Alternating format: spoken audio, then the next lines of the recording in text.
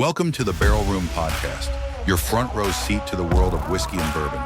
In every episode, we're pouring up something worth talking about.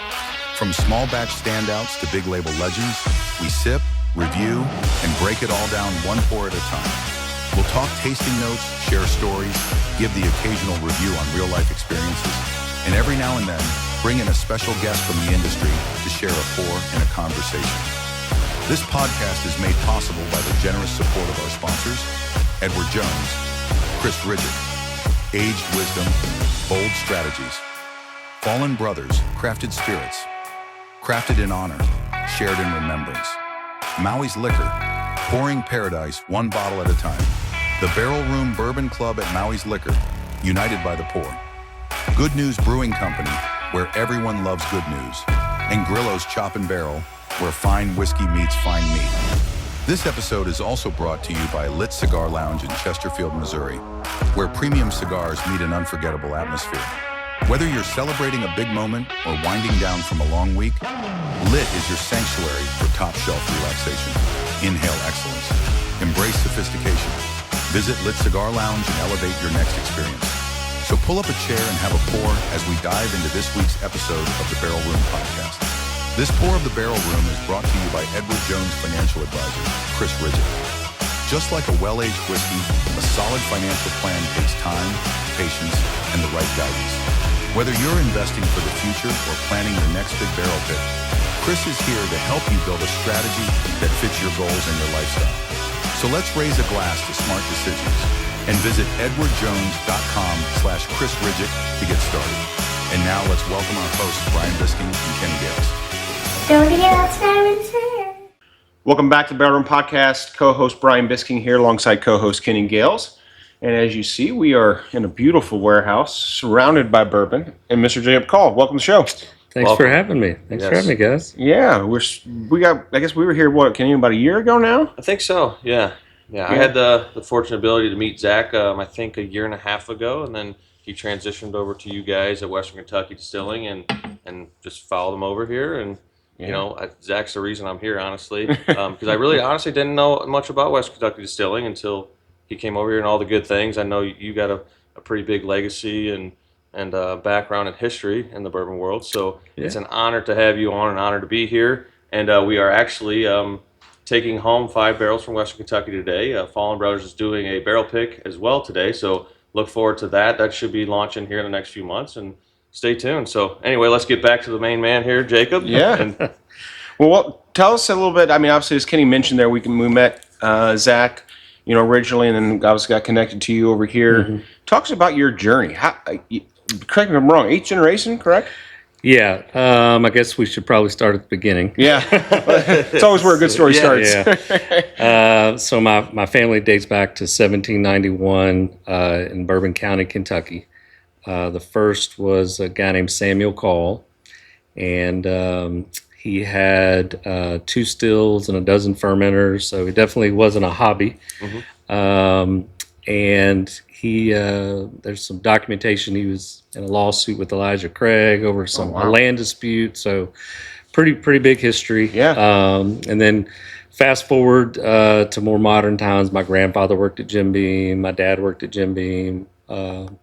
And then we moved to Florida in the 90s, and I went to work for my father at a company called Florida Distillers. So we did all the Cruzan rum products there. We had 2 distilleries and leased a third, made a lot of rum.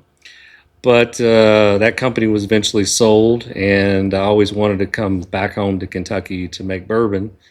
I had that opportunity in 2014. The company, I was hired by a company out of Charleston, South Carolina. They bought the old Charles Medley Distillery in Owensboro, which would later become Green River. Yeah. And it was kind of a once-in-a-lifetime opportunity to get to come back and rebuild that historic distillery. It was shut down and vacant for about 25 years.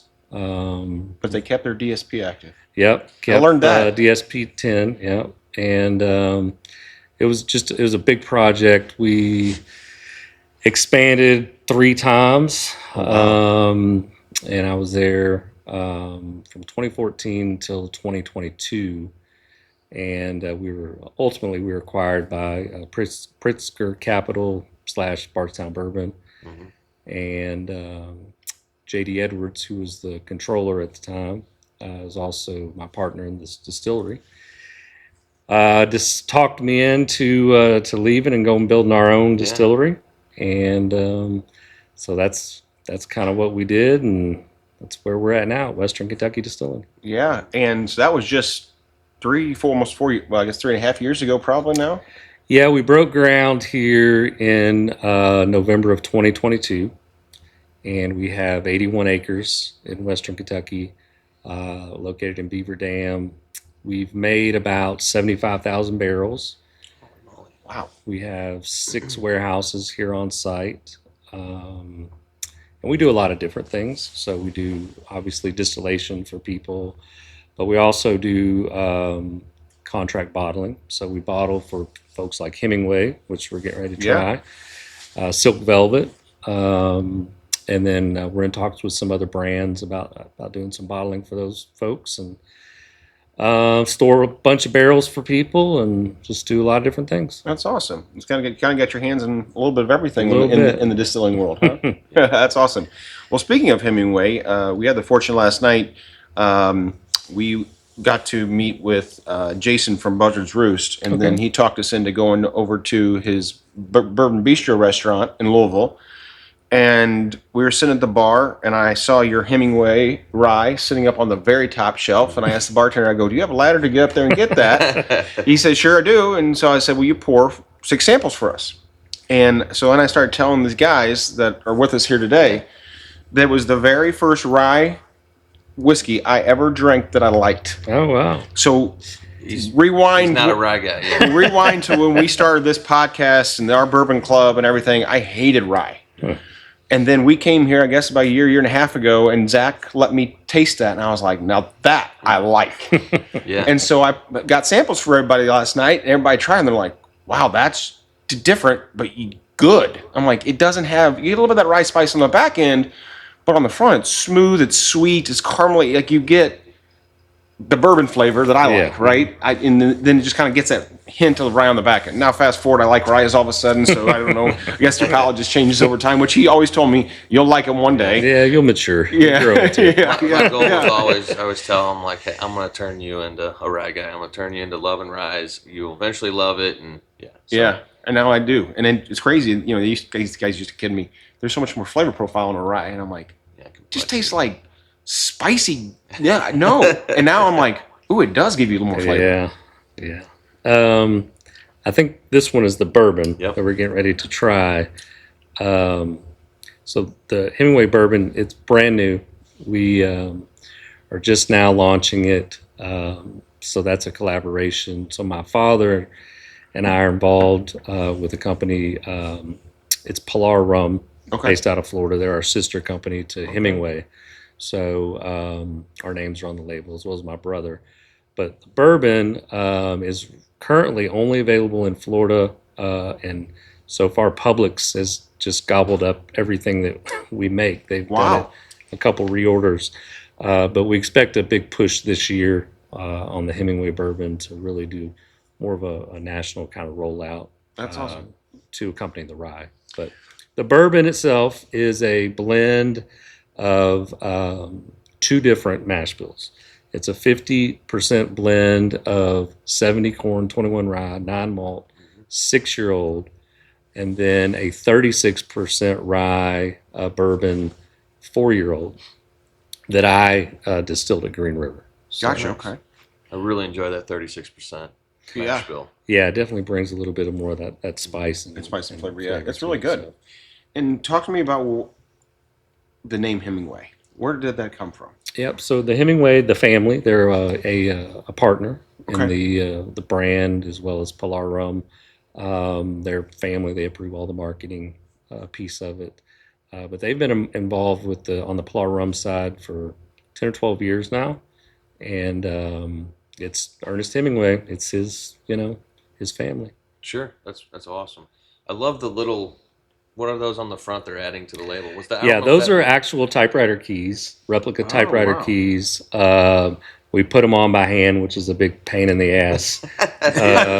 Yeah. But yeah, It's good. cheers. Very good. Cheers. Yeah. Yeah. So we had, I'm sure you've seen it, and I think I've showed you before, but the challenge coins the outside of the bottles, and when you talk about pain in the ass, that I know exactly what you're talking about. Only you have 4 of them. I have 1. Yeah. So Luckily, we haven't managed to spell like cat or something wrong with the Right, right. right. So this here, what's the proof on this? This was a 98 proof. 98 proof. 98 proof. It's good.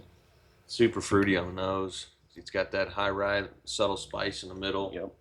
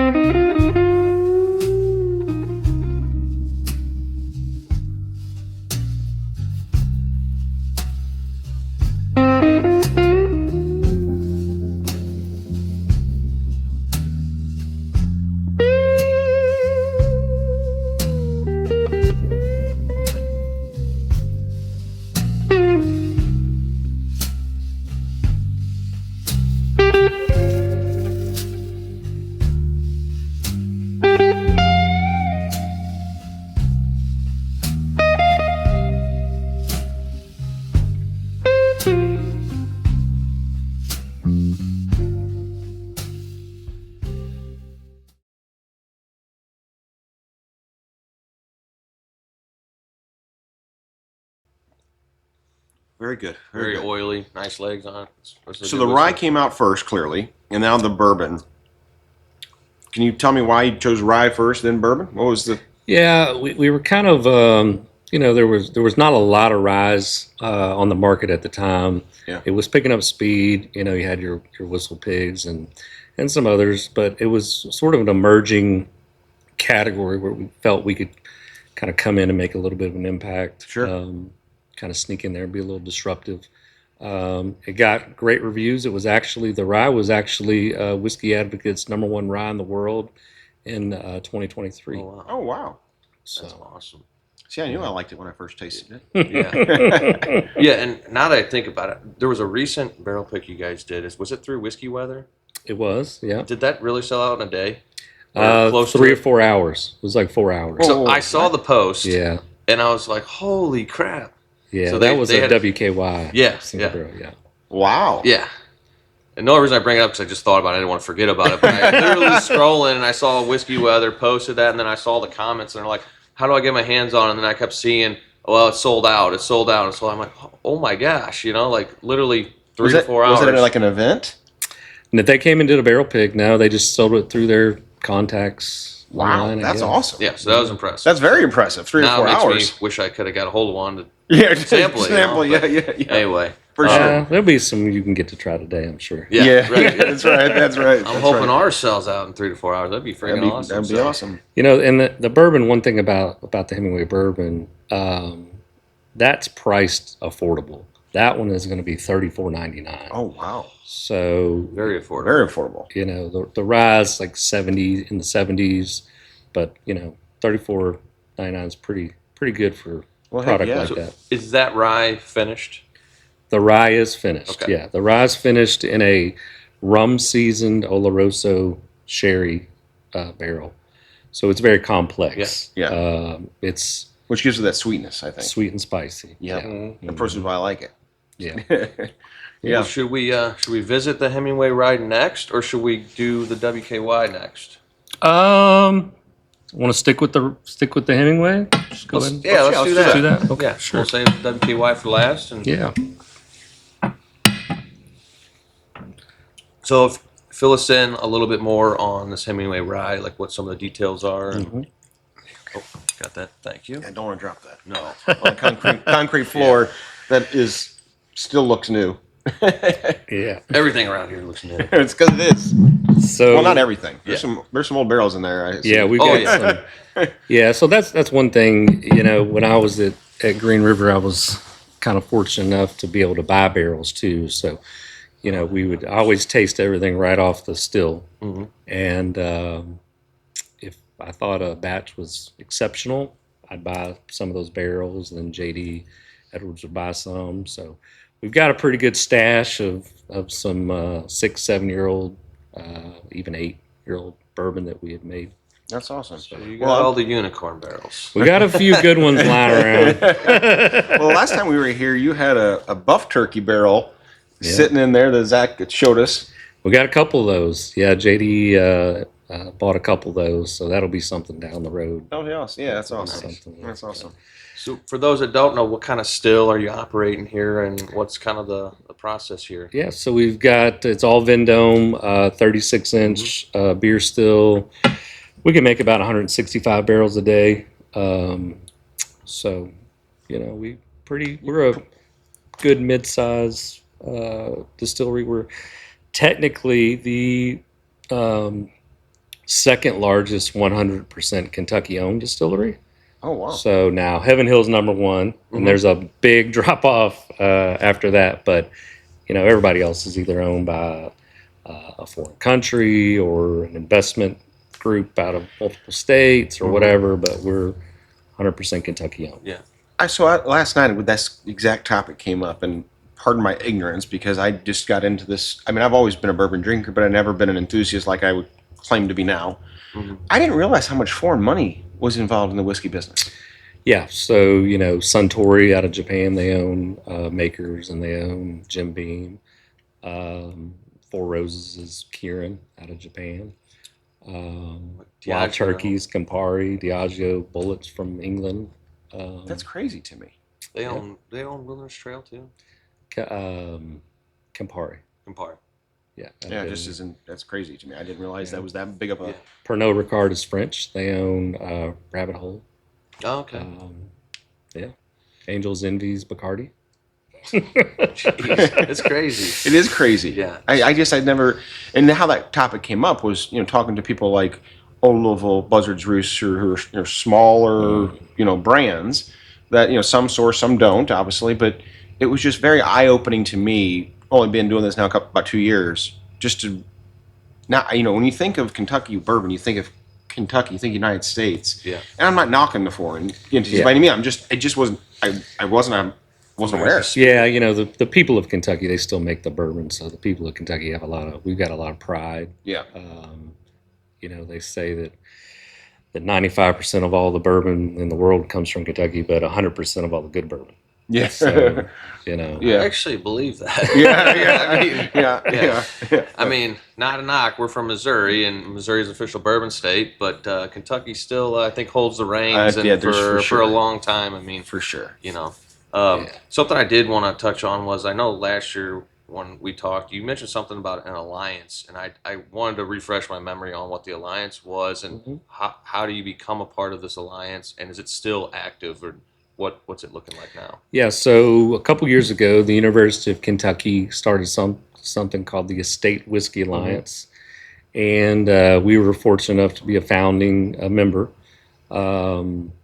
And basically, you have to grow a certain percentage of the grains, either on your farm or a neighboring local farmer that you collaborate with. And it's really was designed sort of like the wine industry to be able to kind of pinpoint that terroir where, products come from and the characteristics, just more transparency. Yeah. Gotcha, yeah. Awesome. So, that's awesome, yeah. We've grown rye here on our property. It's Really? been used in some future Hemingway rye batches. So. Oh, wow. That's cool. Awesome. So what all are you growing here? Are you growing Well, corn right here? now nothing, but it will be corn. This time I think we're going to switch over and we're going to do some corn, and then in the fall probably rye again. Yeah. That's awesome. That is awesome. Yeah. So let's touch on this. Yeah, the Hemingway rye. This is a blend of it's a blend of MGP 95.5 and then some Green River 95.5 that I had distilled. And it's a mixture of 6 and 4 year old. And it is finished in a rum seasoned Oloroso sherry barrel. So one of those Pilar rum barrels that we had laying around. We finished, stuck the bourbon in there, and it turned out amazing. Yeah. Yes. Oh my God, so good. Very good. It is. It's very good. Now, can you buy those in Missouri yet? Yeah. You can. Okay. Mm-hmm. Yeah, Hemingway is distributed by Southern Oh, okay. So it's Okay. Oh, yeah. I think it's if it's not in 50 states, it's pretty close. We need to get that in Joe's store then. Yeah. So how do we get? Can you do WKY through that distributor yet, or? WKY is only right now. We only do single barrels, barrel picks, club picks, Okay.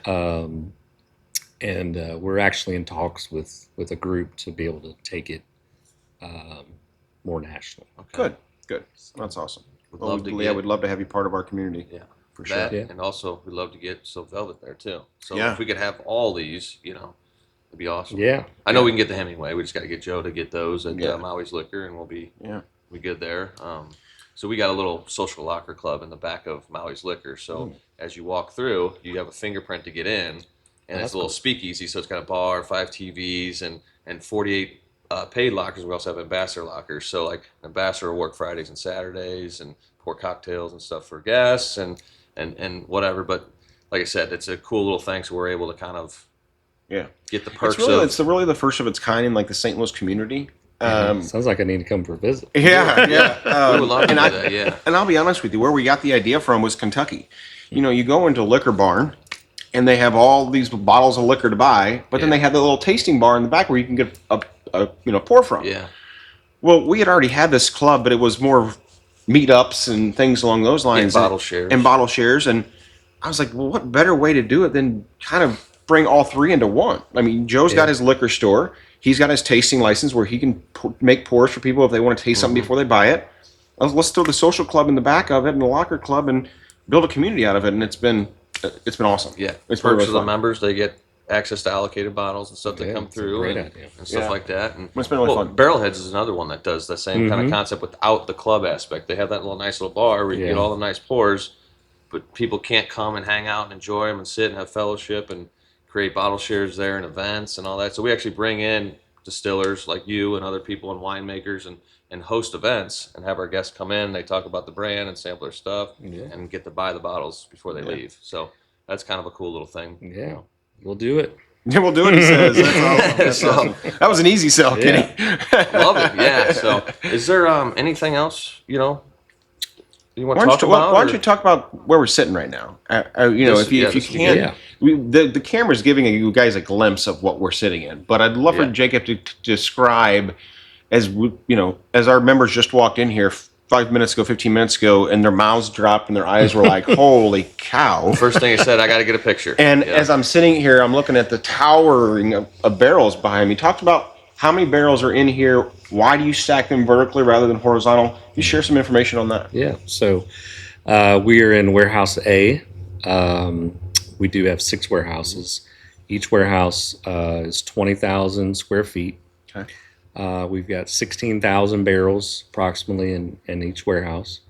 These are palletized, but we built these a little bit different. So they're metal sided, non-insulated on the side.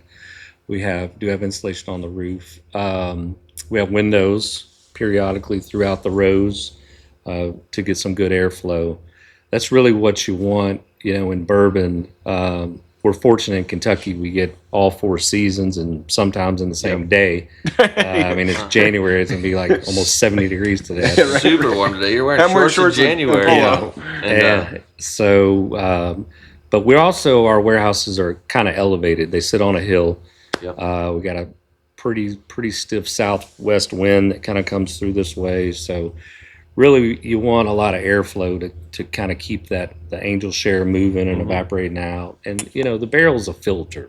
So as the warehouse heats up and cools down, it moves in and out of the wood. You'll get into what we call the red line. If you were to cut one of these barrels open later, you'll see how far the bourbon went in and out of the wood. So we've been very happy with how the bourbon's aging.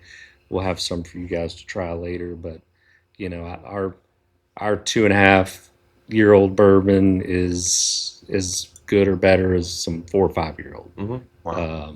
We do a number 4 char on all our barrels. We do a toast. So we've been super happy. That's awesome. So I did notice in not a lot of rick houses that I go in and visit, you actually have fans installed. Yeah, so we want that airflow. So it's going to get the vapors out and get fresh air moving in through the warehouse, help with the heating and cooling. Interesting. That's awesome. Cool. Let's talk about the WKY here. I was fortunate enough when I came here last time that I was able to grab one of these, and it's on my shelf. I don't know if it obviously was not probably this barrel, but this is barrel number 1.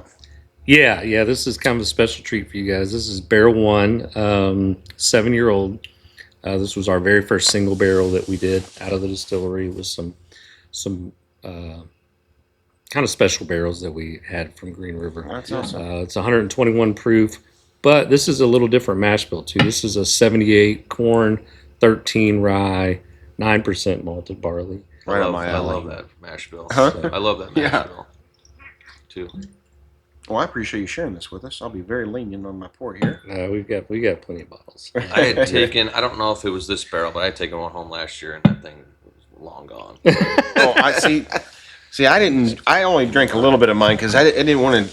I didn't know. I know I couldn't get another one right away. So Well, I kept going back to it. Unfortunately, when people come over to the house, I'm like, "You got to try this," and yeah. See, I hide those bottles because I know. then they're gone. I can't though. I always migrate to what I enjoy, and that was one that was. Talk good. to me about the image on the back here. Is that So that's our distillery. okay? It's a picture of the distillery and a little story about That's cool. our place here. So a little funny story on this mash bill. Most of the Green River mash bills, you guys know, are 70, 21.9. Yep. Oh man.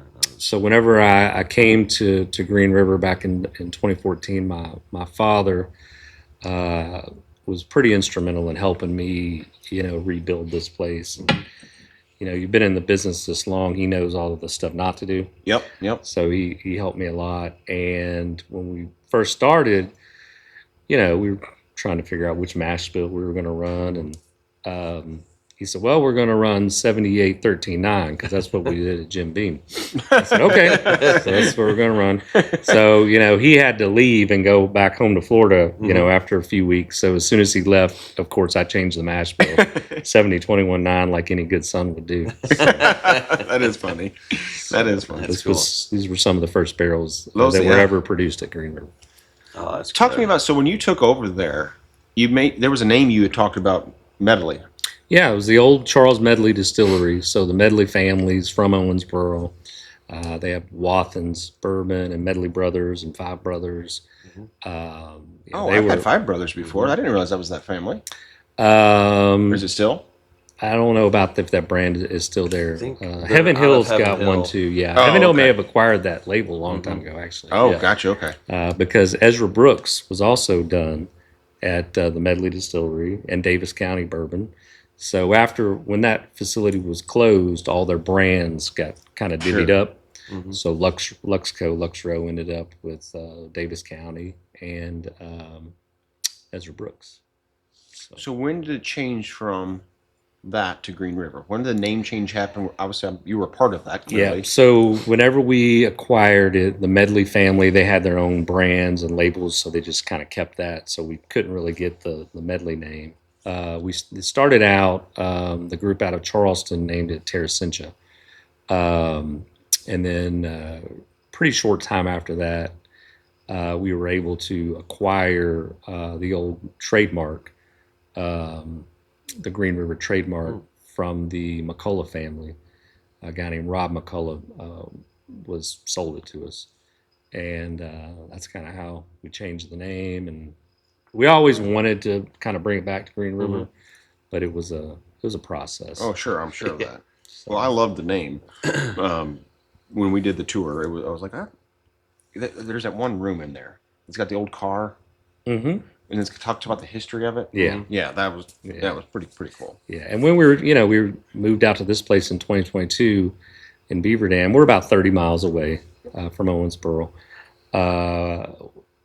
We really struggled with trying to figure out what we're going to call this place. I mean, you wouldn't believe how long it took to pick a name out. And we just decided, we'll just take all of Western Kentucky and just call it Western Kentucky. There you go. Well, It's fine. I like it actually. You own this territory. Exactly. Stay out, everybody else. Yeah. Well, back in 2014, there were no distilleries in Western Kentucky. You had the Sazerac bottling plant in Owensboro, but other than that, we were kind of the first to bring bourbon back to Yeah. Western Kentucky. So now, do you live in Owensboro area? Mhm. Yeah. Yeah. Yeah, because I was kind of curious why Western Kentucky? Was it just how'd you fall into this location, or not fall into it, but how did you This specific come to location this here. location? Yeah. Well, when you're building a distillery, things like utilities are very important. So this was actually an industrial park, 1,200 acres, and we were the first person that's been here and it's come to this place in 25 years. Oh wow. So they were very accommodating. We've got sewer and we've got water. We've got our own well here, so we've got a 300-foot deep limestone Nice. well. Oh wow. So we've got great water. And there's plenty of room to expand. There's 1,200 acres, so if we want to Yeah. expand later. And Yeah. it's a pretty nice setting. I mean, we're sitting here out looking at all the fields and where we're at. And I mean, beautiful view. Beautiful. Yeah. Yeah. It is. That's really cool. 121 proof. 121 proof. It's delicious. I know. Great But this is nose. your father's mash bill that he wanted. Yeah. Yeah. Well, father knows best. I don't know. It's pretty good. Now we've made a lot of this in Western Kentucky too. Yeah. So we made quite a bit of. We do a lot of different things here. So somebody like a Makers, they make Makers every day, but we do high rye bourbons, high corn bourbons, weeded bourbon. We've done single malt.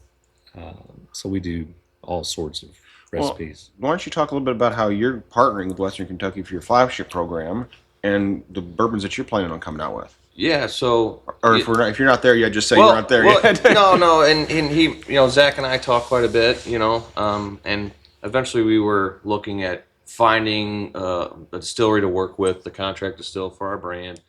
We are growing, and so we're working on a core 4 basically to kind of go to market with, and we want it to be an affordable price, like a mid-range price. A nice proof point that even entry-level people can enjoy. Around 5 to 6 years old, and so we're looking at doing a bourbon, a rye, a wheated, and a single malt. And so when you said single malt, that probably reminded him of that. Exactly what it reminded me of. The last one will be the single malt, but for now, I think a bourbon and rye this year probably get launched. And I think like I said, when we get to that point, Zach and I are going to get together and try to figure out some blends with the 5 and 6 year olds and start going down that pathway. So to everybody out there, the plan is to. Sorry if I stole your thunder. No, and like I said, we're very transparent with our brand, and we couldn't be more happy or honored to work with a family-oriented distillery like Western Kentucky. We do work with other distilleries for our single barrels and stuff like that, but we want to work with somebody we trust, as well as have a long-term relationship and call family. So we get that. I know my team has gotten that vibe every time we came down here. So, like I said, That's cool. We Well, look yeah, forward we'd love to to the help you. future, and Yeah, we'd love to. That's what we do. We work with people starting brands, and I think we've got a pretty good track record with Hemingway and Silk Velvet, and even some of the WKY stuff, and and that's probably the future for us. One day down the road is to have our own brand. We've got some ideas, some things in the works, but it'll be a little bit down the road. We've got some plans in the future one day for a visitor center, and to kind of we sit at 2 interstates here, so we get a decent amount of traffic that comes by. So I'm glad all you in good time. brought up the visitor center because we saw the future pictures, renderings. and if what gets built there, that is incredible. The back patio is massive. There's a fire pit or a fireplace. Don't tell all the secrets now. I have to because I was excited for them. I'm like, I go, Zach, I stole your thunder. Don't steal his. No, I go, Zach, what is this? And he's like, I don't. He didn't really say much on it, and kind of just. Well, once your brand takes off and you're selling tons of cases, it'll help pay for that. Exactly. There you go. Salesman always. Once a salesman, always a Well, salesman. I can sit on it and enjoy it. That's right. Come visit. I do want to, I want to thank you guys for everything you guys do, for your community, the firefighter community, and, all the charitable things that you guys do. I think it's very admirable, and, it's an honor for me, too, to work with you guys. Yeah. Yeah, it's a that partnership. Do things like that. So. Yeah, I appreciate Appreciate it. See, comments like that are the reason why I work with people like you. So, it goes back and forth. I'm not trying to make this a little snappy thing, but that stuff, we appreciate that as well. And those positive comments are the reason why we continue, because this is a very tough industry, and it's been tough so far. That's for sure. Well, I think just talking with some of the guys we talked with yesterday, I think when you're not from Kentucky, you're in Missouri, and you're trying to get started, you don't really know how to get started. You lean on people to help you get there and give them they give you advice. And he calls me for advice all the time. I call him for advice all the time, and then we call people like Zach for advice, or how do we do this? What do we what is it that we should do? And I would say from Fallen Brothers' perspective, there's been a lot of those great mentors. He just mentioned he's getting ready to move into his own tasting facility in Center. Well, that didn't happen without an individual who said, "Let me help." Yeah. And I think getting started is hard, but what I have come to conclude is once you've got there and you've put in the work to get there, everybody will support you as much as they possibly can. Yeah. Yeah. Yeah. In every firehouse, every patrol car, every ambulance, and every military unit, there's a bond forged in courage, sealed by sacrifice. At Fallen Brothers Crafted Spirits, we raise a glass to the heroes who never made it home. Crafted in honor, shared in remembrance. Each bottle of our handcrafted whiskey tells a story of bravery, of brotherhood, of lives lived in service. And with every pour, you're giving back. Because a portion of every bottle goes directly to organizations supporting the families of fallen first responders right here in our area. To the ones who answered the call, to the ones who still do, and to those we'll never forget, Fallen Brothers, Crafted Spirits. Raise one. Remember them. Available now. Drink with honor. Support with heart. Yeah, it's a good community. Everybody looks out for everybody. You got a few bad actors, but in general, everybody's Every industry does. Yeah, Every industry. There is, and like I said, for us, and he's instrumental in helping me out. I think it's for us, it's more than whiskey. Like, it's not just whiskey for us. Yeah, I get to do my passion and be able to do good things with my passion. Is essentially what it is. We want to produce and launch good whiskey, but we also have a goal in mind, and that to help out other people, organizations, and stuff like that along the way. That's the goal. I mean, it's just like I always say it, but he told me one time, it's people helping people, and that's ever since he said that, it's like that's how I've tried to live and model myself and grow my brand. Life's too short. I have a policy that I tell people. It's a no asshole policy. So I don't work for assholes. I don't do business with assholes. Yep. So it's if you live by the no asshole policy, it works out pretty good. I might have to steal that one day. Hashtag no assholes allowed. Post I do. No, I'm just kidding. That's funny. So, well, Jacob, we appreciate the time. Cheers. Yeah. Thanks Thank for you. everything. Yeah. Guys, well, thanks for watching. Give a special shout out to all our sponsors who help us make this thing possible. We couldn't do it without you guys. And we'll see you guys back here in 2 weeks. yep. Cheers.